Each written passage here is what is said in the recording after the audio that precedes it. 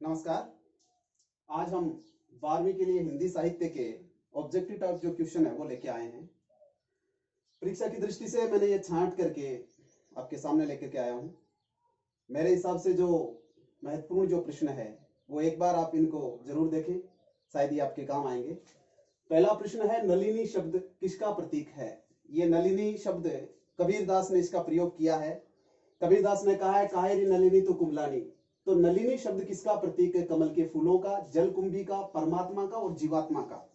तो इसमें सारे जो कमल का भी लग रहा है, जलकुंभी का भी लग रहा है, और इसमें भी दोनों में थोड़ा सा कंफ्यूजन है कि परमात्मा का भी हो सकता है, जीवात्मा का भी हो सकता है, लेकिन बच्चों इसका राइट आंसर है जीवात्मा का। अगला अपना प्रश्न है, मूरिश शब्द से क्या तात्पर्य है? ये प्रश्न भी कबीर के पाठ से है। कबीर मूरिश संग ना कीजिए। तो मूरिश शब्द का क्या अर्थ है? अज्ञान का, अंधकार का, चूहे का और मूर्ख का। तो इसमें मूरिश शब्द का अर्थ है मूर्ख। मूर्खों का संग ना करने की नसीहत दी कबीर ने। अगला प्रश्न भी कबीरदास के पाठ से है। कबीरदास ने करतार किसे कहा है? आत्मा को, परमात्मा को, ईश्वर को और सदगुरु को। क्योंकि कबीर वाले पाठ में सदगुरु की महिमा का वर्णन है, इसलिए इसका आंसर है सदगुरु। अगला प्रश्न है, कबीर का संबंध किस धारा से है? हिंदी साहित्य का आपने जब इतिहास पढ़ा था तो आचार्य शुक्ल के द्वारा हिंदी साहित्य को, भक्ति काल को मुख्य रूप से दो भागों में बांटा उन्होंने, ज्ञान मार्गी सगुण शाखा और निर्गुण शाखा। सगुण शाखा को दो भागों में, राम काव्य धारा और कृष्ण काव्य धारा, और निर्गुण शाखा को दो भागों में बांटा, प्रेम मार्गी और ज्ञान मार्गी। प्रेम मार्गी के कवि तो थे मलिक मोहम्मद जायसी और ज्ञान मार्गी के थे कबीर। तो इसका जो आंसर है वो क्या हो जाएगा? ज्ञान मार्गी शाखा की।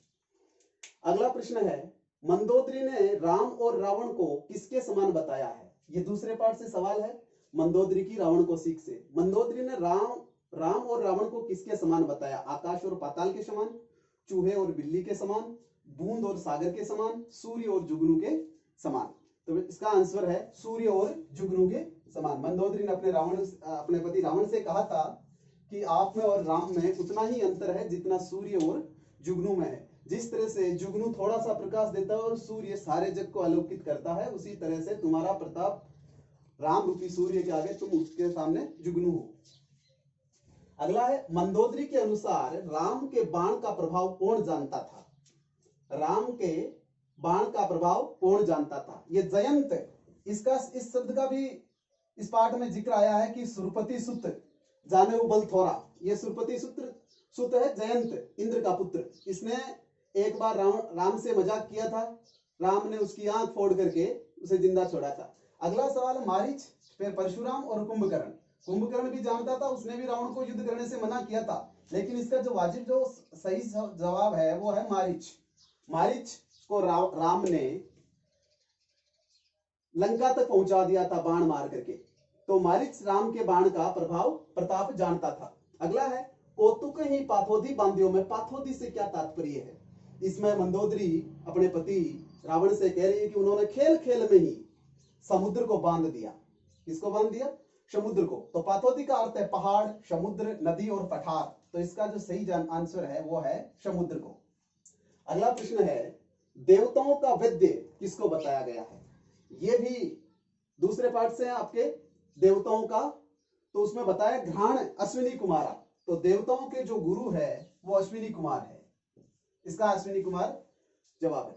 अगला, राम की भ्रिकुटी को किसके समान बताया गया है? यमराज के समान, सूर्य के समान, समुद्र के समान और भयंकर काल के समान। तो भ्रिकुटी भयंकर काल, तो भयंकर काल के समान इसका जवाब है। अगला प्रश्न है, मंदोदरी की रावण को सीख, ये पाठ का नाम है, रामचरितमानस के किस कांड से उद्धृत है? लंका कांड, अयोध्या कांड, सुंदरकांड और बालकांड। रामचरितमानस के 7 कांड है, उसमें से ये लंका कांड से उद्धृत है। अगला, रहीम ने उपकारी की तुलना से किससे की है? यो जस होते उपकारी के संग, बांटन वारे के लगे जो मेहंदी को रंग। तो उपकारी व्यक्ति मेहंदी बांटने वाले के समान बताया गया। जिस तरह से मेहंदी बांटने वाले के खुद के हाथ भी क्या हो जाते हैं? रंग जाते हैं, उसी तरह से जो उपकारी व्यक्ति होता है उसको दूसरों का उपकार करने से भी उसको फायदा होता है।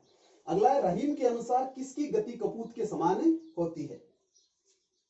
जो गति रहीमदीप की कुल कपूत गति सोई, ये रहीम के पाठ से लिया गया है। तो रहीम के अनुसार किसकी गति कपूत के समान होती है? सूर्य की, चंद्रमा की, दीपक की और पतंगे की। तो इसका सही जवाब है दीपक की। दीपक की गति होती है वो घर के कुल के कपूत के समान होती है। जिस तरह से दीपक के जलने से रोशनी होती है, उसी प्रकार कुपुत्र के घर में पैदा होने से क्या होता है? क्षण भर के लिए खुशियां छाती है, लेकिन जिस तरह से दीपक बुझ जाता है और अंधेरा छाता है, उसी प्रकार कुपुत्र अगर गलत कार्य करता है तो उससे भी परिवार पर कलंक रूपी अंधेरा छा जाता है। अगला प्रश्न है रहीम के अनुसार कुसंगति का असर किस पर नहीं होता? जो कुसंग है उसका असर किस पर नहीं होता? मूर्खों पर नहीं होता, संतों पर नहीं होता, उत्तम प्रकृति के लोगों पर नहीं होता, या दुष्ट प्रवृत्ति के लोगों पर नहीं होता। तो एक दोहा है आपके, जो रहीम उत्तम प्रकृति का करी सकत कुसंग, मतलब जो उत्तम प्रकृति के लोग होते हैं ना, उनका कुसंग कुछ नहीं बिगाड़ सकता। चंदन विष व्यापै नहीं लिपट रहते भुजंग। जिस तरह से चंदन के वृक्षों के ऊपर सांप लिपटे रहते हैं, फिर भी वो अपनी सज्जनता और शीतलता नहीं त्यागते। तो उत्तम प्रकृति के लोगों पर कुसंगति का असर नहीं होता। पानी गए ना उबरे मोती मानस चून, इसमें कौन सा अलंकार है? वैसे तो इसमें दो अलंकार है। शुरुआत में तो रहीमन पानी राखी बिन पानी शब्द शून, इसमें तो यमक है, लेकिन यहाँ केवल पानी शब्द में जो पूछा है, इस पानी शब्द के एक से अधिक अर्थ निकल रहे हैं, इसलिए इसमें श्लेष अलंकार है। पानी का मनुष्य के मोती के संदर्भ में चमक, मनुष्य के संदर्भ में इज्जत, और चून आटे के संबंध में सामान्य जल का प्रयोग हुआ, इस कारण इसमें श्लेष अलंकार है। अगला है अच्युत शब्द का क्या तात्पर्य है? तो अच्युत शब्द यहाँ इस पाठ में रहीम ने विष्णु के लिए प्रयोग किया है। विष्णु का शब्द, विष्णु अच्युत शब्द का अर्थ है। भारत की श्रेष्ठता कविता कहां से ली गई है? ये भारत की श्रेष्ठता मैथिली शरण गुप्त ने लिखा है। यशोधरा से, साकेत से, प्रिय प्रवास से, या भारत भारती से? तो इसका सही जवाब है भारत भारती, जो 1912 में लिखी गई थी, जो कवि की प्रसिद्धि का आधार है। ठीक है, इसी कारण कवि को राष्ट्रीय कवि का दर्जा मिला था। अगला प्रश्न है प्राचीन भारतवासी क्या कहलाते थे? सज्जन कहलाते थे, द्रविड़ कहलाते थे, आर्य कहलाते थे, या देवता कहलाते थे? तो ये सारे के सारे जो है अच्छे शब्द है, इसमें आपको कंफ्यूजन हो सकता है, लेकिन प्राचीन भारत के लोग यहाँ के आर्य कहलाते थे, यानी श्रेष्ठ कहलाते थे। अगला सवाल है छात्र धर्म के नाते पत्नियां अपने पतियों को कहां भेज देती है? तो ये पाठ है आपके यशोधरा से। यशोधरा कह रही है कि हम पत्नियां जो होती है ना, वो अपने छत्राणियां होती है, हम अपने पति को खुशी खुशी युद्ध भूमि में भेज देती है। तो छत्राणियां अपने पतियों को कहां भेज देती है? युद्ध में। अगला प्रश्न है कवि ने प्रकृति का पुण्य लीला स्थल किसको बताया है? अयोध्या को, हिमालय को, भारत को, या गंगा को? तो इसका सही जवाब है भारत को। अगला प्रश्न है यशोधरा के पति उसको सोते छोड़कर किस लिए गए? तो इसका जवाब है युद्ध के लिए, व्यापार के लिए। युद्ध करने के लिए तो वो गए नहीं, ना व्यापार करने के लिए। तो इसका सही जवाब है सिद्धि प्राप्ति के लिए। सिद्धि हेतु स्वामी गए यो गौरव की बात, पर चोरी चोरी गए ये बड़ा व्याघात। अगला राम की शक्ति पूजा में कौन सा संदेश निहित है? राम की शक्ति पूजा जो निराला ने लिखा है उसमें कौन सा संदेश व्यक्त हुआ है? तो अवसरवादिता का, आशावादिता का, निराशावाद का, कुंठा का। हालांकि राम में थोड़ा सा निराशा दिखाया गया है, निराशा दिखाई गई है, लेकिन अंत में कहा है कि राम का एक और मन था जो न हारा न जानता था दिन ने। तो इसमें जो सही जवाब है वो है आशावादिता का संदेश इसमें निहित है। अगला जवाब है, अगला प्रश्न है राम को निराश देखकर युद्ध योजना किसने तय की थी? जब राम रावण को युद्ध में हरा नहीं पा रहे थे, तो राम को निराश देख करके जामवंत ने यह सुझाव दिया कि जब तक आप भी आराधना का दृढ़ आराधन का दो, आराधन से उत्तर आप भी आराधना कीजिए, और तब तक जो है ना लक्ष्मण है वो महावाहिनी के नायक रहेंगे। तो राम के पीछे जामवंत ने युद्ध योजना तय की थी। अगला प्रश्न है माता कौशल्या राम को किस नाम से पुकारती थी? मर्यादा पुरुषोत्तम, इस नाम से तो हम सभी पुकारते हैं। राघव, रघुवंश में जन्म लेने के कारण नील कमल, ये नीले रंग का कमल है, कंफ्यूजन होने की जरूरत नहीं है, ये वो कमल है जिसको राम दुर्गा की पूजा करते समय अर्पित कर रहे थे। राजीव नयन, तो माता कौशल्या राम को हमेशा राजीव नयन के नाम से कहती थी। तो कहती थी राजीव नयन माता सदा देखकर करता हूं एक कमल मात, इस तरह से उसका वर्णन है। अंतिम प्रश्न है राम युद्ध को छोड़कर किसकी आराधना करते हैं? जब राम अपने मंत्रियों और अपने सैनिकों सेनापतियों की के सुझाव से रावण को हराने के लिए किसकी पूजा करते हैं? लक्ष्मी की पूजा, सरस्वती की पूजा या चामुंडा की पूजा? इन तीनों की नहीं करते, माँ दुर्गा की पूजा करते हैं। तो इसका आंसर है दुर्गा पूजा। आगे बढ़ते हैं। अगला प्रश्न है पेसोला झील कहाँ स्थित है? ये जयशंकर प्रसाद द्वारा रचित पेसोला की प्रतिध्वनि पाठ से है। पेसोला झील कहाँ स्थित है, यानी पिछोला झील कहाँ स्थित है? राजसमंद में, सिरोही में, उदयपुर में और चित्तौड़गढ़ में। जैसा कि हमें सबको पता है कि उदयपुर को झीलों की नगरी कहते हैं, तो ये पिछोला झील भी आपकी उदयपुर में है। अगला प्रश्न है निर्धूम ज्वलन पिंड किसे कहा गया? ये पाठ की शुरुआत भी यही से होती है। निर्धूम का अर्थ था बिना धुएं के जलता हुआ अंगारा। किसको कहा गया है? महाराणा प्रताप को, ये तो नहीं है। सूर्य को, हल्दी घाटी को और चेतक को। तो सूर्य को निर्धूम अग्नि पिंड, ज्वलन पिंड बताया गया है। सांस सफरी सी अटकी है किस आस में? सफरी शब्द से क्या तात्पर्य है? वैसे इसमें सांस सफरी सी अटकी है, उपमा अलंकार का प्रयोग हुआ है। तो सफरी शब्द का तात्पर्य है नागिन, चिड़िया, हिरणी या फिर मछली। तो इसका सही जवाब है मछली। मछली के समान सांसें अटकी हुई है, जैसे वो तड़प रही है। गौरव सी काया किसकी पड़ी है? तो ये पाठ अगर आपने पढ़ा है तो उसमें साफ साफ लिखा हुआ है कि गौरव सी काया पड़ी है प्रताप की। तो उदय सिंह की नहीं है, लक्ष्मीबाई की नहीं है, प्रताप की है। तो गौरव सी काया प्रताप की पड़ी है। देखो इसमें सारे जो ऑप्शन है वो उसी से मिलते जुलते ही आएंगे आपके पास में। पेशोला की प्रतिध्वनि का मूल स्वर क्या है? अर्थात इस पाठ में मूल संदेश क्या दिया है? पाठ को लिखने का उद्देश्य क्या है? राष्ट्रीयता का, जो कि हमें लगता है अगर दूसरे ऑप्शन नहीं होते तो हम यही करते। सांस्कृतिक मूल्यों का, ये भी सही आंसर है। देश की आजादी का, ये भी सही आंसर है। और प्रताप की वीरता का भी इसमें बखान हुआ है। लेकिन इन चारों पॉइंट में जो सबसे जो सटीक उत्तर है ना, वो है देश की आजादी का, क्योंकि उस समय देश पर अंग्रेजों का शासन था और भारत गुलाम था। तो भारत को एक तरह से भारतवासियों को जगाने के लिए, देश की गौरवशाली परंपरा का बखान करने के लिए, युवाओं को जगाने के लिए ये देश की आजादी का संदेश इसमें व्यक्त हुआ है। कुरुक्षेत्र काव्य की शैली किस प्रकार की है? कुरुक्षेत्र प्रबंध काव्य है, मुक्तक काव्य है या खंड काव्य है या फिर महाकाव्य है? तो ये हालांकि ये विवादित प्रश्न रहा है, लेकिन कुरुक्षेत्र प्रबंध काव्य है। इसके 7 सर्ग हैं। ठीक है, आगे बढ़ते हैं। क्षमा किस सांप को शोभा देती है? अगर हम पाठ हमने ढंग से पढ़ा है तो हमें शुरुआत में ही हमें पता चल जाता है कि क्षमा शोभती उस भुजंग को जिसके पास गरल हो। तो काले सांप को क्षमा नहीं शोभा देती, विषहीन को नहीं देती, दंतहीन को नहीं देती, तो विषधर को देती है।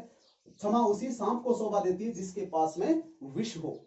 ठीक है, अगला प्रश्न है न्याय का प्रथम न्यास क्या है? यह भी पाठ की सीधी पंक्ति है। न्याय का प्रथम न्यास शांति को कहा गया है।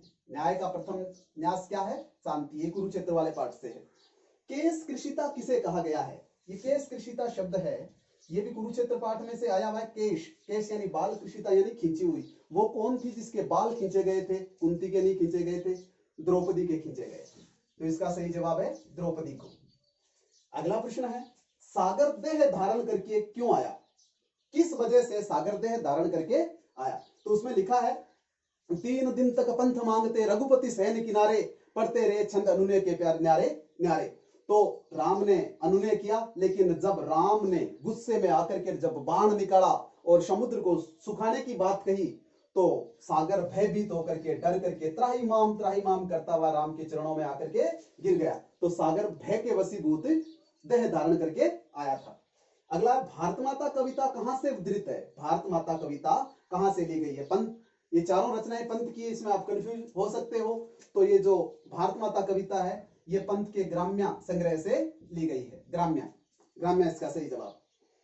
कवि ने नर व्याघ्र किसे कहा गया, किसे कहा है? नर व्याघ्र जो इंसान रूप में साक्षात बाघ हो, मतलब जिसको कोई दया नहीं आती हो। अर्जुन को ये जवाब हो नहीं सकता। युधिष्ठिर का इस पाठ में आया है क्योंकि दोनों के बीच में संवाद युधिष्ठिर और भीष्म के बीच में चल रहा है, तो ये भी दोनों नहीं है। तो नर रूप में जो बाघ था वो था दुर्योधन। दुर्योधन को नर व्याघ्र कहा गया है।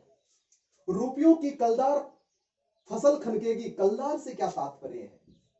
कलदार फसल, ये पंत वाले पाठ से आ धरती कितना देती है से लिया गया है। तो कलदार का अर्थ होता है सिक्के जो खनकते हैं।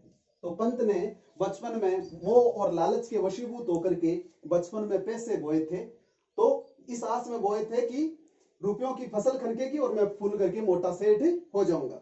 अगला, बचपन में कवि पंत ने क्या बोया था? शेन के बीज। ये जरूर बोए थे, लेकिन ये बचपन में नहीं बोए थे। 50 साल का जब लेखक हो गया था उसके बाद में सेन के बीज बोए थे। आम के बीज का कोई जिक्र नहीं है। यह पैसे, पैसे बोए थे। कवि पंत ने पैसे बोए थे बचपन में। भारत माता का अमृत समान दूध किसको कहा गया है? भारत माता का जो दूध है अमृत के समान, वो किसके, वो क्या चीज है? तो वो गांधी जी का दिया हुआ प्रमुख सिद्धांत अहिंसा को कहा गया है। ठीक है, सत्याग्रह भी गांधी जी का ही था, पंचशीलता नेहरू जी का था, राष्ट्रीयता अपने देश के प्रति जो भावना होती है उसको राष्ट्रीयता कहते हैं, लेकिन इसका सही जवाब है राष्ट्रीयता।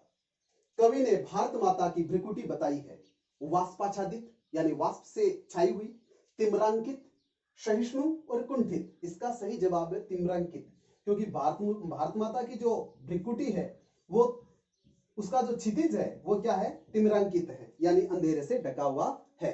तो ये सब आपके जो पद्य के जितने भी पार्ट है उसमें से जो महत्वपूर्ण जो प्रश्न थे उसका मैंने संकलन किया है। आशा करता हूं आपको ये सारे समझ में आए होंगे, और आगे इसी प्रकार वीडियो अपन गद्य पाठों के भी बनाएंगे, और आपके सामने अगला वीडियो जल्दी आएगा। विशेष तौर से ये जो प्रश्न है ये केसर देवी स्कूल लाडनू की बालिकाओं के लिए और खेड़ा रुद्दा के विद्यार्थियों के लिए है, तो आप इन्हें जरूर देखें एक बार। ओके, धन्यवाद।